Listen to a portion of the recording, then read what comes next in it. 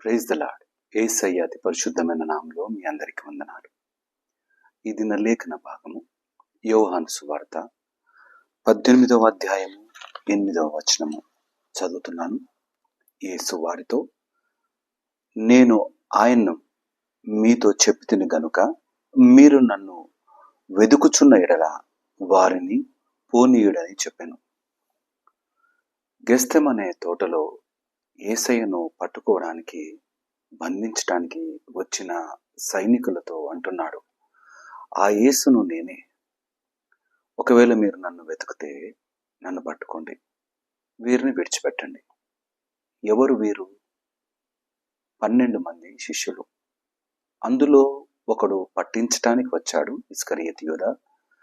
మిగిలిన 11 మంది వారు పట్టుబడకుండా ఉండాలని, వారు శ్రమల పాలు కాకుండా ఉండాలని, వారికి ఏ హాని జరగకుండా ఉండాలని ఆ సమయంలో తనకు తాను అప్పచెప్పుకున్నాడు. వారిని విడిచిపెట్టమన్నాడు. ఆయనకు ఉన్న ప్రేమ ఎప్పుడు ఏ విధంగా వ్యక్తపరచాలో బాగా తెలుసు. ఎవరిని ఏ సందర్భం కొరకు వాడుకోవాలో ఆయనకు బాగా తెలుసు.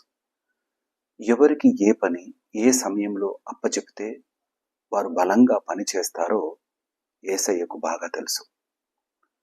యేసయ్య ఆ సమయంలో శిష్యులకు ఏ పని అప్పచెప్పలేదు. వారు భయాందోళనలో ఉన్నారు.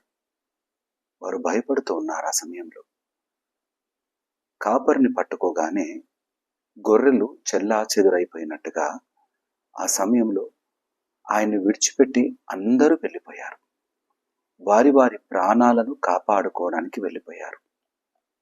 ఒకసారి ఆలోచన చేస్తే, ఇటువంటి పిరికి వారి కొరక యేసయ్య ఆ సమయంలో వారిని విడిచిపెట్టమని చెప్పింది. ఇటువంటి ప్రాణభయం కలిగి తప్పించుకుంటూ ఇన్నేండ్లు ఆయనతో సహవాసం చేసిన సావాసాన్ని కూడా కాదని వారి ప్రాణాల కొరకు పరిగెట్టినది ఇటువంటి వారినే తప్పించటానికి. ఏ సమయంలో ఎటువంటి వారముగా ఉండబోతున్నామో యేసయ్యకు బాగా తెలుసు. ఈ పిరికితనము కలిగిన వారే ప్రాణాలను సైతం లెక్క చేయకుండా యేసయ్యను ఈ ప్రపంచానికి పరిచయం చేసిన వారు శిష్యులు. వారే లేకపోతే సువార్త ఏమైపోయేదో కదా. ఆ సమయంలో ఒకవేళ మనమే ప్రత్యక్ష సాక్షులముగా ఒకవేళ చూసి ఉంటే, ఇటువంటి బలహీనమైన శిష్యుల కొరకు నువ్వు పోనీ అంటున్నావా అంటూ మనం అనేవారమేమో. మన హృదయాంతరంగము యేసయ్యకు తెలుసు. మన భవిష్యత్తు జీవితం యేసయ్యకు తెలుసు. మనల్ని సరిచేయటానికి, సరైన మార్గంలో నడిపించటానికి ఆయన వేసే ప్రణాళిక మనుషులెవ్వరికీ అర్థం కానిది. నువ్వు పిరికివానిగా కనిపిస్తున్న నీ జీవితం నుండి గొప్ప ఆత్మీయమైన పాఠాలను ఇతరులకు అందించటానికి యేసయ్య నిన్ను నిలబెడుతున్నాడేమో. నువ్వు ఈ దేనికి పనికిరాని వాడవుగా కనబడుతున్న నీ జీవితం రాబోయే దినములలో ఎంతో మంది బలహీనులను బలపరచటానికి దేవుడు నిన్ను నిలబెట్టుకుంటున్నాడేమో. మరువవద్దు, నీవున్న ఈ స్థితి ఎప్పటికీ ఉండదు. నువ్వు బ్రతుకుతున్న ఈ జీవితంలో ఈ పిరికితనము ఎప్పుడు ఉండదు. ఆయన నిన్ను ఇంకా తప్పిస్తూ ఉన్నాడు, ఇంకా కాపుదలతో నిలబెడుతూ ఉన్నాడు. ఎందుకో తెలుసా? నువ్వు ఇంకా బలం పుంజుకోవాలని, ఆత్మీయంగా ఇంకా బలపడాలని. నీకొచ్చిన ఆ చిన్ని కష్టాలలో సైతము నువ్వు ఆయన విడనాడకుండా నువ్వు గట్టిగా పట్టుకొని ఉండగలవో లేదో ఆయన నిన్ను పరిశోధిస్తూ ఉన్నాడు. ఈ పరిశోధన క్రమంలో నీవు ఆయనను పట్టుకొని నిలబడితే రాబోయే దినములలో ఎంతమందికి నువ్వు మేలుకరంగా ఉండగలవో ఆయన చూస్తూ ఉన్నాడు. నీ ప్రక్కన వారు చూడలేకపోవచ్చు, హేళన చేయవచ్చు, కానీ నువ్వు యేసయ్య కొరకు నిలబెట్టుట కొరకే ఆయన నిన్ను అనేకమైన అపాయాల నుండి తప్పిస్తూ, అనేక సార్లు ప్రాణాపాయ స్థితిలో నుండి కాపాడుతూ, నిలబెడుతూ, నడిపిస్తూ ఉన్నాడు. ఈ తప్పించబడిన జీవితంతో, నిన్ను కాపుదల ఉంచిన ఈ జీవితంతో నీ కొరకు బ్రతకటము కాదు, ఇతరుల కొరకు బ్రతికే విధంగా నేను నిలబెడతాడు. ఆయన చూస్తూ ఉన్నాడు నీ జీవితాన్ని. నువ్వు ఎలాంటి వాడవుగా ఉండబోతున్నావో, ఎటువంటి గొప్ప కార్యాలు నీ ద్వారా జరగబోతున్నాయో ఆయనకు ముందుగానే తెలుసు. అయితే మన జీవితం ఆయన చేతికి అప్పచెప్పగలిగితే ప్రపంచాన్ని తలకిందులు చేయగలిగిన ఆ శిష్యులు కలిగిన ప్రభావాన్ని ఈ రోజుల్లో మనము కలిగి కొనసాగలం. దేవుని వాక్యాన్ని నమ్మకంగా విందామా? నువ్వు తప్పించబడ్డ వారవుగా నీకింకా శిక్ష నీ మీదికి రాకుండా ఆయన కాపుదలుగా ఉండడం అంటే నీ ద్వారా గొప్ప కార్యాలు జరిగించటానికే. నీ ధనం కావచ్చు, నీ బలం కావచ్చు, నీ యొక్క పరపతి కావచ్చు, నువ్వు సమాజంలో జీవిస్తున్న జీవితంలోని ఆ ఉన్నత స్థితి కావచ్చు, వాటన్నిటినీ యేసయ్య కొరకు వాడగలిగే విధంగా నిన్ను నన్ను తప్పించి నిలబెట్టినాడు. నువ్వెన్నోసార్లు అక్రమమైన స్థితిలో నిలబడ్డా ఇంకా క్షమించి నిలబెడుతున్నాడు. కారణం ఏంటి? ఆయన కొరకు నువ్వు జరిగించాల్సిన గొప్ప కార్యాలు ఇంకెన్నో ఉన్నాయని విశ్వసిస్తే ఆ కార్యాలను నువ్వు నిలబడతావు. విశ్వసిస్తే ఆ గొప్ప కార్యాలు నీ ద్వారా యేసయ్య జరిగిస్తాడు. ఆ 11 మంది శిష్యులను ఆయన తప్పించి నిలబెట్టినందుకు వారు భూమంతా, ఈ ప్రపంచమంతా విస్తరించి సువార్తను అందించినారు. నిన్ను కూడా అనేకుల కొరకు నిలబెట్టడానికి అనేకమైన అపాయాల నుండి తప్పిస్తూ ఉన్నాడు. నమ్ముతావా ఈ దినం? ఆయన నన్ను తప్పించడానికి కారణం ఉందని నమ్ముతావా ఈ దినం? ఆయన నిన్ను నిలబెట్టడానికి ఒక గొప్ప బలమైన కారణం ఉందని విశ్వసిద్దాం. అడుగులు ముందుకు వేద్దాం. నీ జీవితం కేవలం నీ కుటుంబం కొరకు మాత్రమే పరిమితము కావడానికి వీల్లేదు. యేసయ్య మాటలు అనేకులకు ప్రచురపరచాలి.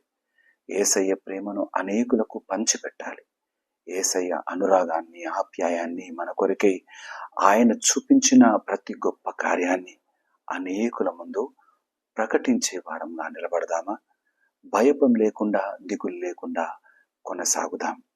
అపవాది ఎంతగా నిన్ను ఉరిమి చూసినా, ఎంతగా నిన్ను పడదోయడానికి ప్రయత్నం చేసినా యేసయ్య రెక్కల నీడలో దాచి కాపాడుతున్నాడు.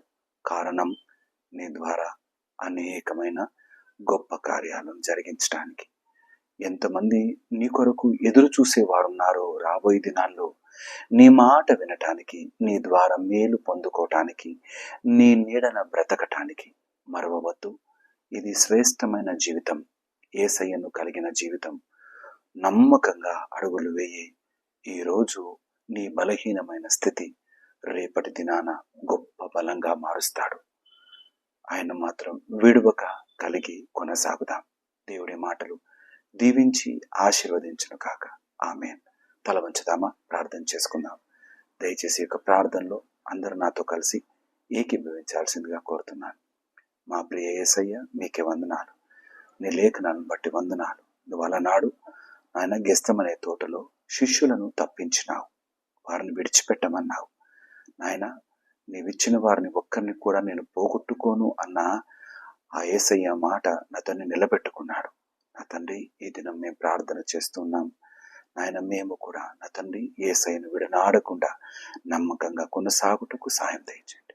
మమ్మల్ని నువ్వు తప్పిస్తున్నావంటే మా ద్వారా ఎన్నో గొప్ప కార్యాలు జరిగించుకోవడానికి మీరు ప్రణాళిక సిద్ధపరిచి ఉంచినారు. యేసయ్య, ఆ ప్రణాళికలో నిలబడట కొరకై మాకు సహాయం దయచేవా.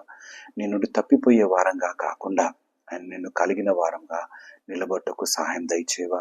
మాకొచ్చే అనేకమైన కష్టాల గుండా ప్రయాణం చేస్తూ ఉన్నప్పుడు నాయన, ఇరుకులు, ఇబ్బందులు, ప్రాణాపాయ స్థితులు వచ్చినప్పుడు వాటన్నిటి నుండి తప్పించి మరణ పడకల నుండి సైతము లేపి నిలబెడుతున్నావంటే నీ కొరకు మేము చేయవలసిన కార్యాలు ఇంకా ఎన్నో ఉన్నాయని గుర్తు చేస్తున్నాయి. అయ్యా, మేము నమ్మకంగా నీ కొరకు పని చేయుటకు, నీ మాటలు అనేకులకు అందించుటకు, నాయన, తప్పించబడిన సురక్షితమైన నిలబడిన ఈ జీవితం అనేకులకు నా తండ్రి అనేక రకాలుగా మేము వారికి నా తండ్రి ఉపయోగకరంగా నిలబడుటకు మాకు సహాయం దయచేయని ప్రార్థన చేస్తున్నాం.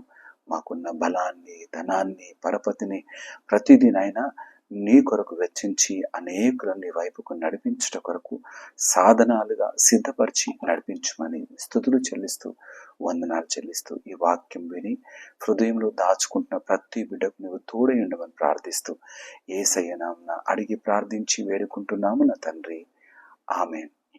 దేవుడు మిమ్మల్ని అందరినీ దీవించి ఆశీర్వదించును గాక, ఆమేన్. దయచేసి ఈ యొక్క వాక్యాన్ని వీలైనంత మట్టుకు మీ యొక్క స్నేహితులకు కానీ బంధువులకు కానీ షేర్ చేయండి. వారు కూడా ఈ వాక్యం విని ఆత్మీయతలో బలపడి యేసయ్య కొరకు ముందుకు బలంగా కొనసాగుటకు వారి కొరకే మీరు చక్కటి ఈ వాక్యాన్ని అందించిన వారు అవుతారు. దేవుడి మాటలు దీవించి ఆశీర్వదించును గాక, ఆమేన్.